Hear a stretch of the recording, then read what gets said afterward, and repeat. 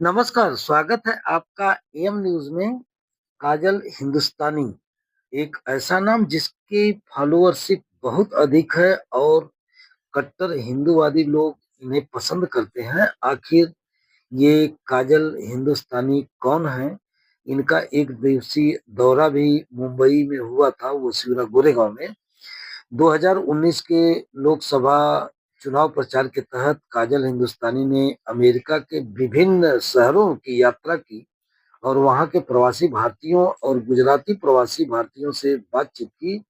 2018 से ही वह भाषण देने के लिए अमेरिका जाती रही हैं। 2019 के लोकसभा चुनाव में उन्होंने लोकसभा अध्यक्ष ओम बिरला के लिए कोटा में प्रचार भी किया था। वह भारत भर में उन महिलाओं को बचाती हैं जो प्रेम जिहाद की शिकार हुई हैं। एक कार्यकर्ता और मुखर राष्ट्रवादी के रूप में वह कई टेलीविजन समाचार चर्चाओं में भाग भी लेती हैं और गुजरात राज्य पाकिस्तानी हिंदुओं को आकर्षित करता है। काजल हिंदुस्तानी आजकल इंटरनेट पर छाई हुई हैं और लोग उनके निजी जीवन के बारे में जानने को उत्सुक हैं। असल में ये राजस्थान मूल की ब्राह्मण परिवार की कन्या है और इनकी शादी गुजरात में हुई है और ये अपने तीखे भाषणों के लिए जानी जाती हैं। देखिए, मुंबई में अपने प्रवास के दौरान उन्होंने हनुमान कथा में लोगों को संबोधित करते हुए भारत को इस्लामिक देश बनाओ। तो अन्य विषय से आज हम केवल लव जिहाद पे चर्चा करेंगे। क्या है लव जिहाद, इसके मुख्य स्वरूप क्या है, लव जिहाद कैसे होता है, लव जिहाद क्यों होता है, इसका एक कारण मैंने ये तो बताया कि भारत को इस्लामिक देश बनाना है। तो निशाने पर मेरी एक एक बहनों आप सब हो, तो आपके मन में प्रश्न आएगा, दीदी हम क्यों निशाने पर है? मैं पूछ नहीं है, क्योंकि भारतीय परिवार व्यवस्था मानवता की सबसे बड़ी देन है और भारत की महिलाएं दो परिवारों को जोड़ती है, उसका मायका पक्ष और ससुराल पक्ष। आने वाले बच्चों की, आने वाली पीढ़ियों की जन्मदायत्री माता होती है। ऋग्वेद में कहा गया है, क्या कहा गया है? माता निर्माता भवती।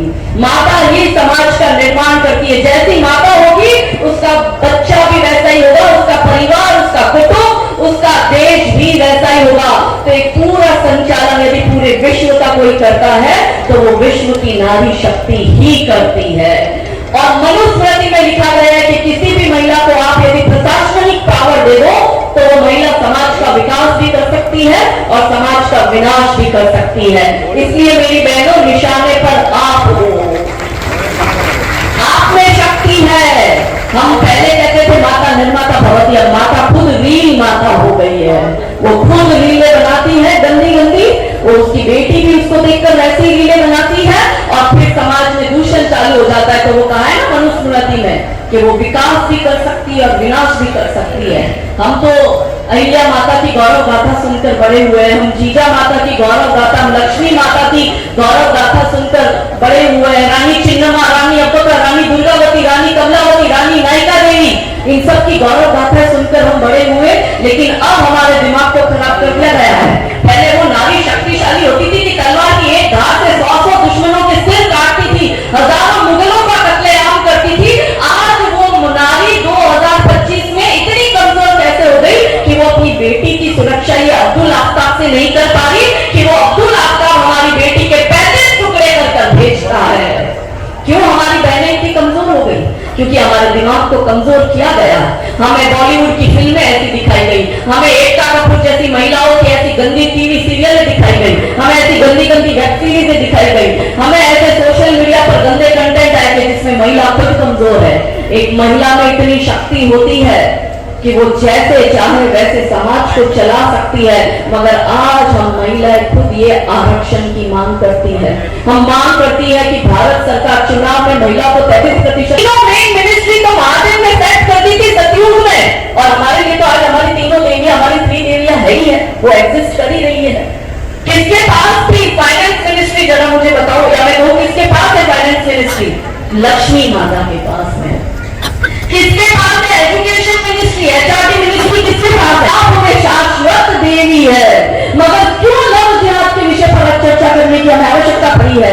मुंबई में इतने केस हो रहे हैं, आपके जान पहचान में कितने ही मुसलमान आपकी बहन बेटियों को उठा के ले गए होंगे, आपके अड़ोस पड़ोस की लड़कियों को उठा के ले गजवाए हिंद का। और ये हमारी बहन बेटियों के दिमाग खराब कर रही है। पिक्चर ऐसी बनाते हैं। ये केदारनाथ हमारे 4 धाम में से एक धाम, केदारनाथ के ऊपर ये फिल्म बनाते हैं। ये क्या बनाते हैं?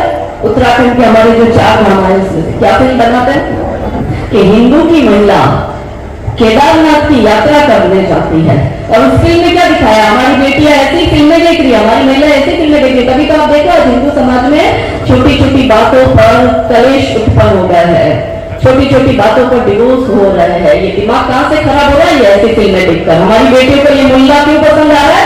ऐसी फिल्में देखकर। ये दिखाते हैं केदारनाथ पिक्चर में कि लड़की ऊपर यात्रा करने जाती है, पंडित की वो एक खच्चर टट्टू चलाने वाले मुसलमान के घोड़े पर बैठती है। जाते जाते यात्रा के दौरान मियाँ भाई से नैन मटक्का होता है, इलू इलू होता है और वो उसके साथ भाग जाती है। परिवार उसको खींच के लेकर आता है, परिवार उसको डांटता दपटता है, लेकिन क्योंकि दो प्यार करने वालों को अलग कर दिया गया, इसलिए महादेव की तीसरी आंख खुली और पूरा प्रलय आ गया और केदारनाथ पूरा पानी में बह गया। अब ऐसी फिल्में हम देखते हैं, हम इसको 400-500 करोड़ रुपए का बिजनेस करके देते हैं। अब कहीं बैठकर मेरी आत्मा रोती है। मैंने कहा ये बॉलीवुड वाले ऐसी फिल्में क्यों बनाते हैं? एक रियल स्टोरी पर बोला गया था, ये फिल्म रियल है जो केदारनाथ में आता है, पर उसने ये गंदा सा फिक्शन डाल दिया क्योंकि मुसलमान से प्यार करने का पंडित की लड़की को अलाउ नहीं किया, इसलिए केदारनाथ में प्रलय आई। तब कहीं बैठकर मुझे दुख होता है।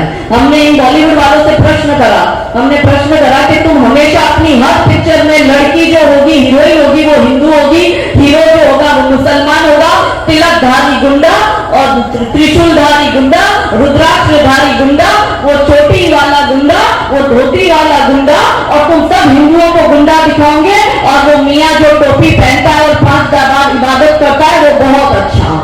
अब यही देखो हमारे सॉफ्ट पावर क्या यही तो है कि हमारे बहन बेटियों के दिमाग को खराब करना है। आपको लगता है क्या सच में ऐसा हो रहा है? जी हाँ, सच में ऐसा हो रहा है। जैसा हम देखते हैं वैसा हमारा आचरण हो जाता है। ये मैं नहीं कहती, ये विज्ञान भी कहता है कि आप जैसा देखते हो आपका आचरण वैसा हो जाता है। हम देख ही गलत रहे हैं, इसलिए हमारे में आप ही गलत चीजें रही है। हमने इनसे प्रश्न करा कि कभी तो ऐसी पिक्चर बनाओ, सारा भाईचारा, हिंदू की लड़की मुसलमान का लड़का, कभी तो कोई ऐसी पिक्चर बनाओ कि तुम्हारी रुखसाना अफसाना भी हमारे रमेश सुरेश के साथ थोड़े डांडिया खेल ले। क्यों नहीं बनाते ऐसी पिक्चर? मगर इनको पता है, ये यशराज को, करण जौहर को, क्योंकि आप तो मुंबई में रहते हो ना, ये एकता कपूर, इनको पता है कि अगर हमने ऐसी पिक्चर बनाई तो वो मियाँ भाई हाथ में पत्थर लेकर कहेगा गुस्ताख नबी की एक ही सजा से कम से जुदा और तीली लगाकर हमारा स्टूडियो जला देंगे। ये कभी फिल्म नहीं बनाएंगे हाड़ी रानी पर। आप में से कितनों को हाड़ी रानी के विषय में पता है? जरा हाथ ऊंचा करके मुझे बताओ।